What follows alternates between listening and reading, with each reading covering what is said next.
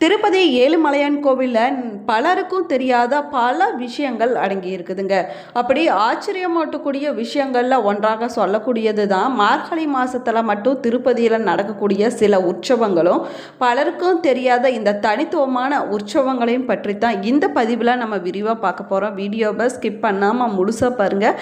நம்ம சேனலை இப்போ தான் ஃபர்ஸ்ட் டைம் பார்த்துட்டு இருக்கிறீங்க அப்படின்னா நம்ம சேனலை சப்ஸ்கிரைப் பண்ணலன்னா சப்ஸ்கிரைப் பண்ணிக்கோங்க. கூடவே இருக்கிற பெல் ஐக்கானையும் ப்ரெஸ் பண்ணிக்கோங்க. வீட்டில் எப்பயுமே சண்டையும் சச்சரவுமாக இருக்குதா? உங்களுக்கு ஒரு விதமான மன அழுத்தமாகவே இருந்து கொண்டு இருக்குதா? திருமண வரன் கைகோடுற மாதிரி நிச்சயம் வரைக்கும் வந்து தள்ளி கொண்டே போய்கொண்டு இருக்குதா? இது போன்ற பிரச்சனைகளுக்கு இந்த வீடியோவுக்கு கீழே டிஸ்கிரிப்ஷனில் வராகியம்மன் ஜோதிட நிலையத்தோட தொலைபேசி எண் கொடுத்துருக்குற இந்த எண்ணுக்கு தொடர்பு கொண்டு பேசி பாருங்கள். உங்கள் பிரச்சனைகளுக்கு சரியான தேர்வு கிடைக்குங்க. வாங்க வீடியோக்குள்ளே போகலாம். உங்களுக்கு பெருமாள் பிடிக்கும் அப்படின்னா ஓம் நமோ நாராயணாய என்ற வாசகத்தை மறக்காமல் கமெண்ட் பாக்ஸில் 3 முறை பதிவிடுங்க. திருமலை திருப்பதி ஏழுமலையான் கோவிலில் வழக்கமாக அதிகாலை முதல் உற்சவ சுப்ரபாத சேவையுடன் இரவு கடைசியாக ஏகாந்த சேவைகள் நடைபெறுவது வழக்கமாகுங்க. இது எல்லோருக்குமே தெரிஞ்ச விஷயந்தாங்க. ஆனால் பெருமாளுக்குரிய மார்கழி மாதத்தில் மட்டும் இந்த வழக்கமானது கடைபிடிக்கப்படுவதில்லை அப்படின்னும் சொல்லப்படுது. மேலுமே திருப்பதியில் மார்கழி மாதத்தில் அதிகாலையில் சுப்ரபாத பாராயணத்திற்கு பதிலாக ஆண்டாள் நாச்சியார் பாடிய திருப்பாவை பாசுரங்களானது ஒலிக்கப்படுதுங்க. அதோடு இன்னும் சில தனித்துவமான உற்சவங்களும் மார்கழி மாதத்தில் திருப்பதியில் நடக்குது அப்படின்னும் சொல்லப்பட்டிருக்குது. வழக்கமாக பார்த்தீங்கன்னா மார்கழி மாதத்தில் முதல் நாள் தொடங்கி மார்கழி கடைசி நாள் வரைக்கும், அதாவது போகி பண்டிகை வரைக்கும் திருமலை திருப்பதி சுப்ரபாத சேவைகளுக்கு பதிலாக திருப்பாவை பாசுரமானது பாராயணம் செய்யப்படுதுங்க. மார்கழி மாதம் தனுர் மாதம் அப்படின்னும் அழைக்கப்படுது.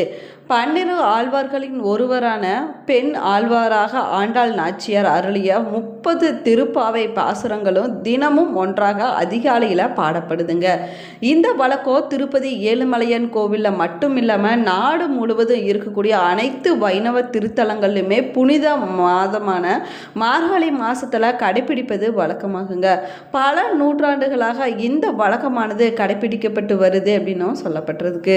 மேலுமே தூய்மையான பக்தியை இறைவன் தானே இறக்கி வைத்த ஏற்றுக்கொள்வார் என்பதற்கு ஆண்டாள் கதை ஒரு உதாரணமாக சொல்லப்படுதுங்க. ஆனால் திருப்பதியில் மார்கழி மாதத்தில் அதிகாலையில் சுப்ரபாதத்துக்கு பதிலாக திருப்பாவை பாசுரங்கள் பாடப்படுவது மட்டும் இல்லாமல் இரவு நேரத்தில் ஏகாந்த சேவை நடைபெறும் போது தனித்துவமான உற்சவமானது நடைபெறுதுங்க. வழக்கமாக பார்த்தீங்கன்னா மற்ற மாதத்தில் ஏகாந்த சேவையின் போது போக சீனிவாச மூர்த்திக்கு தான் பூஜைகளானது நடைபெறுங்க. ஆனால் மார்கழி மாதத்தில் மட்டும் போக சீனிவாசருக்கு பதிலாக கிருஷ்ணருடைய விக்கிரகத்தை தொட்டிலில் போட்டு தாளாட்டி பாடி வழிபாடு நடத்துவாங்களாமாங்க. அதே போல் மார்கழி மாதத்தில் மட்டும் திருப்பதியில் நடைபெறக்கூடிய மற்றொரு தனித்துவமான உற்சவம் சகஸ்ர நாமார்ச்சனையாகுங்க.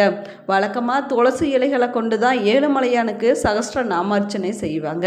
ஆனால் மார்கழி மாதத்தில் மட்டும் ஏழுமலையானுக்கு தமிழகத்தில் ஸ்ரீ வில்லிபுத்தூர்லேருந்து கொண்டு வரப்பட்ட கிளியினுடைய மாதிரிகளை வைத்து தான் அலங்காரம் செய்வாங்களாமாங்க.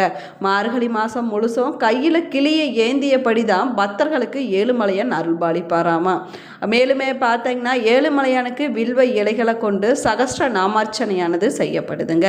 மார்கழி மாதத்தில் கோதை நாச்சியாரான ஆண்டாளின் பக்தியை தான் ஏற்றுக்கொண்டதை காட்டும் விதமாக ஏழுமலையானுடைய கையில் கிளியுடன் இருக்கக்கூடிய காட்சியானது சொல்லப்படுதுங்க. ஒவ்வொருவருடைய வாழ்க்கையிலுமே நிச்சயமாக திருப்ப வேணும் அப்படின்னு சொல்லக்கூடியவங்க திருப்பதி தலத்திற்கு சென்று தரிசனம் செஞ்சுட்டு வர வேணுங்க. கலியுகத்தின் கண்கண்ட தெய்வமான திருமாலுடைய அற்புதமான திருத்தலம் திருப்பதியாகுங்க. அவர் இந்த தலத்துக்கு வந்து அருள்பாலிப்பது கூட ஒரு உன்னதமான நிகழ்வாக சொல்லப்படுது. ஒரு காலத்தில் காசியப்பர் என்ற முனிவர் இருந்திருக்கிறாருங்க. உலக நடப்புகளை எல்லாம் பார்த்து அவர் கலங்கி போயிருக்கிறாரு.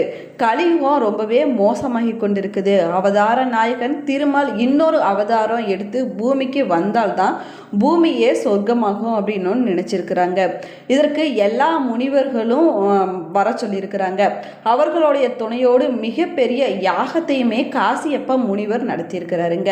இந்த யாகத்தின் பலனையும் வீரியத்தையும் மாபெரும் சக்தியையும் மும்மூர்த்திகளின் எவர் சாந்தமாகவோ இல்லைன்னா அவருக்கு சமர்ப்பிக்கிறோம் அப்படின்னு நாரதரிடம் சொல்லியிருக்கிறாரு காசியப்ப முனிவர். அந்த பொறுப்பை பிருகு முனிவர் ஏற்றிருக்கிறாரு. அதற்கு பிறகு பிருகு முனிவர் வைகுண்டம் போயிருக்கிறாரு. ஆனால் அவரை கண்டுகொள்ளாமல் இருந்த திருமால் அதனால கோபம் அடைந்த அழுகையுமாய் திருமாலின் மார்பில் எட்டி உதைச்சிருக்கிறாரு பிருகு முனிவர். அப்போது பெருமாள் அமைதியாகவே இருந்திருக்கிறாரு. அந்த நேரம் எந்த பாதம் உதித்ததோ அந்த பாதத்தை வருடி கொடுத்திருக்கிறாரு திருமால். பிருகு முனிவர் இப்படி செய்தும் பொறுமையாகவும் அமைதியாகவும் இருந்த திருமாலுக்கே யாக பலனை தருவதாக முனிவர்கள் எல்லோரும் ஒன்று சேர்ந்து முடிவெடுத்திருக்கிறாங்க. அந்த நேரத்தில் திருமாலுடைய மார்பில் குடிக்கொண்டிருக்கக்கூடிய மகாலட்சுமி மார்பில் உதைத்த பிருகு முனிவரை தண்டிக்குமாறு திருமாலிடம் சொல்லியிருக்கிறாங்க. அவரோ அதை செய்ய மறுத்திருக்கிறாரு. லட்சுமி கோபம் அடைந்து பூலோகத்திற்கு வந்திருக்கிறாங்க. இந்த தவத்தில் மூழ்கி இருக்கிறாங்க. திருமகளை தேடி திருமாலும் பூமிக்கு வந்ததாக சொல்லப்படுதுங்க. வேங்கடமலைக்கு வந்தவர் புட்டு ஒன்றில் கண்மூடி அமர்ந்திருந்திருக்கிறாரு திருமால். அவருக்கு பசித்திருக்குது. அதை அறியாமல் இருப்பவளா மனைவி மகாலட்சுமி. அப்படி பிரம்மாவுக்கும் சிவனுக்கும் பசுவுக்கும் கன்றாக மாற மகாலட்சுமி எஜமானி போல அந்த பகுதியை ஆட்சி செய்த மன்னரிடம் விற்க சென்றிருக்கிறாங்க. மன்னர் பசுவையும் கன்றையும் காசு கொடுத்து வாங்கி கொண்டாராமாங்க. பசு மேய்ச்சலுக்கு போகும்போது திருமால் இந்த புற்றுக்குள்ளே சென்று பால் சுரந்திருக்குது. தினமும் பசு மாட்டிலிருந்து பால் குறைவதை கண்டு அதிர்ந்து போயிருக்கிறாங்க வேலையாட்கள். பசுவை அவிழ்த்து விட்டு பின்னாடி அவங்களும் பின்தொடர்ந்து சென்றிருக்கிறாங்க. அப்போது பார்த்திங்கன்னா அந்த பசு புற்றில் போய் பால் சுரப்பதை பார்த்துருக்குறாங்க. அதற்கு பிறகு வேலையாட்கள் கோடாரியால் அந்த புற்றை கலைக்க பெருமாளுடைய தலையில் பட்டு குருதியானது வெளியில் வந்திருக்குதுங்க. தன்னுடைய காயம் தீர வேணும் அப்படிங்கிறதுக்காக மூலிகை செடியை தேடி சென்றிருக்கிறாரு பெருமாள். பிறகு வராக மூர்த்தியோட அஸ்தமத்தை கண்டிருக்கிறாங்க. முப்பிறவியில் கண்ணபிரானின் அன்னை யசோதாக பிறந்திருந்த யசோதை அங்கே வகுலா தேவியாக இருந்திருக்கிறாங்க. பிள்ளையாக கண்டு பூர்த்தி அடைஞ்சிருக்கிறாங்க. சீனிவாசன் என பெயரிட்டும் அழைச்சிருக்கிறாங்க. பசி போக்கினால் இந்த காலகட்டத்தில் சந்திரகிரி என்னும் பகுதியை ஆட்சி செய்த ஆகாசராஜன் குழந்தை வரம் வேண்டி தன் குலகுரு சுக மாமுனிவரிடம் ஆலோசனைப்படி புத்திர காஸ்மேட்டி யாகம் செய்த நாளை குறிக்குதாமாங்க. யாகம் செய்யக்கூடிய இடத்தை சீராக்கி சுத்தப்படுத்தக்கூடிய வேலையில் பூமியில் புதைந்திருக்கக்கூடிய பெட்டிக்குள்ளே இருந்த தாமரையில் அடுத்த நிலையில் ஒரு பெண் குழந்தையானது கிடைச்சிருக்குதுங்க. அந்த குழந்தைக்கு பத்மாவதி என பெயர் வைத்து மன்னன் வளர்த்திட்டு வந்திருக்கிறாரு. பத்மம் என்றால் தாமரை என்று பொருளாகுமாங்க. அதற்கு பிறகு நீண்ட நாட்கள் செல்ல ஒரு காலகட்டத்தில் சீனிவாசருக்கும் பத்மாவதிக்கும் திருமணமானது நடைபெற்றிருக்குதுங்க. சீனிவாச பெருமாள் கலியுகம் முடியும் வரைக்குமே திருமலையிலேயே விக்கிரக வடிவில் இருந்து பக்தர்களுக்கு அருள்பளிச்சுட்டு வந்திருக்கிறாரு அப்படின்னு புராணங்களில் ஸ்தல புராணத்தில் சொல்லப்பட்டிருக்குதுங்க. பெருமாள் ஆனந்த விமான நிலையத்தின் கீழ் கிழக்கு நோக்கி நின்ற கோலத்தில் அருள்பாலிச்சுட்டு வராரு. திருப்பதி வெங்கடாஜலபதி என்றால் நிறைய பேர்த்துக்கு அவர் பணக்கார கடவுள் அப்படிங்கிறது தெரியுங்க. அவருடைய வரலாறும் படிப்பவங்களுக்கும் கேட்பவங்களுக்கும் மறுபிறவி என்பதே கிடையாது அப்படின்னு சொல்லப்படுது. இங்கே இருக்கக்கூடிய ராஜகோபுரம் நாற்கோண அமைப்பில் வடிவமைக்கப்பட்டிருப்பதாக சொல்லப்படுது. சோழர் காலத்து கட்டிடக்கலை வடிவமைப்பில் இருக்கக்கூடிய இந்த கோபுரம் 13ஆம் நூற்றாண்டில் அமைக்கப்பட்டதாகுங்க. மேலுமே ஆஞ்சநேயர், லட்சுமி நாராயணர் போன்ற தெய்வங்களுடைய சிற்பங்களும் இங்கே இடம்பெற்றிருக்குது. படிகவலி மகா துவாரகம் இந்த கோபுரத்தை அழைக்கிறாங்க. மேலுமே பார்த்திங்கன்னா கோவிலுக்கு 3 பிரகாரங்களானது அமைஞ்சிருக்குதுங்க. இதில் ஒரு பிரகாரத்தை சம்பங்கி பிரதட்சிணம் என்றும் அழைக்கிறாங்க. இந்த பிரகாரத்துக்கு பக்தர்கள் செல்ல முடியாதுங்க. இங்கு பிரதமை மண்டபம், ரங்க மண்டபம், திருமலை ராய மண்டபம், சாளுவா நரசிம்மர் மண்டபம், ஜைன மகால் போன்ற மண்டபங்களானது அமைஞ்சிருக்குதுங்க. கோபுரத்தை நம்ம கடந்ததும் நம்ம நுழையக்கூடிய மண்டபத்தை கிருஷ்ண தேவராய மண்டபம் இல்லைன்னா பிரதிமை மண்டபம் அப்படின்னும் அழைக்கலாங்க. இந்த மண்டபத்தில் விஜயநகர பேரரசர் கிருஷ்ண தேவராயர் மற்றும் அவரது துணைவர்களான திருமலா தேவி இடது, சின்ன தேவி வலது போன்றவர்களுடைய சிலைகளானது இடம்பெற்றிருக்குதுங்க. இந்த மண்டபத்தில் தென்பகுதியில் வெங்கடாஜலபதி ராயர் மன்னரின் சிலையானது அமைஞ்சிருக்குது. 1970 சந்திரகிரி பகுதியை இவர் ஆட்சி செஞ்சிருக்காரு.